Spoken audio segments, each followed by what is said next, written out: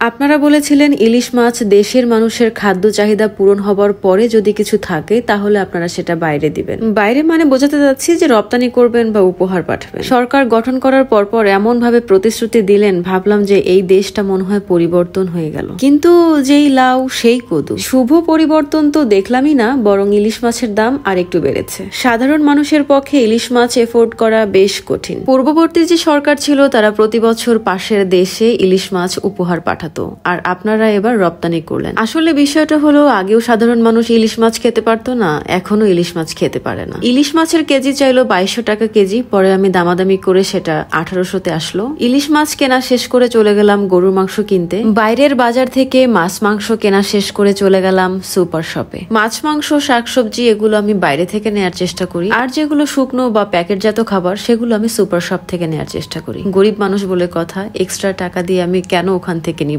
আর আমার কাছে মনে হয় যে শাকসবজি বা মাছ মাংস সেটা বাইরে থেকে নিলে আমি হয়তো তাজা পাবো, এরকম একটা কিছু মনে হয় আমার। আমি আসলে এভাবে বাজার করতে পারি না যে প্রতি মাসে একবারে বাজার করলাম সারা মাস চলে গেল, এভাবে আমার আসলে মনেও থাকে না, আর আমার এই প্র্যাকটিসটা নাই। যদিও সারা মাসের বাজার একবারে করে ফেলাটা একটা গুড প্র্যাকটিস, কিন্তু আমি পারি না। আমার বাসায় যে কয়েকটা জিনিস শেষ হয়ে গিয়েছিল সেই জিনিসগুলো আনার জন্যই মূলত আমি আজকে বের হয়েছিলাম বাজার করার জন্য। দেখা গেল অনেকগুলো জিনিস কিনলাম, কেনার পরে বাসায় আসবো, বাসায় আসার পর মনে পড়বে যাহারে ওই জিনিসটা তো কিনলাম। বাজারের লিস্ট নিয়ে যাওয়ার অভ্যেসটাও আমার নাই। জীবনটা বদ অভ্যাসে একদম পরিপূর্ণ। ভিডিওর শুরুতে বললাম ইলিশ মাছের দামের কথা। বাই দা ওয়ে, বাজারে কোনো কিছুর দাম কিন্তু সহনীয় না, প্রত্যেকটা জিনিসের দাম অনেক বেশি। সবকিছুর দাম যেমন আগেও বেশি ছিল, এখনো বেশি, কোনো পরিবর্তন নাই। তবুও খেতে হয়, আর এভাবেই আমাদের বেঁচে থাকতে হয়। মোহনামণি আজকের ভিডিও থেকে বিদায় নিচ্ছে, দেখা হয়ে যাবে পরবর্তী ভিডিওতে। সেই পর্যন্ত খুব বেশি ভালো থাকবেন। আল্লাহ হাফেজ।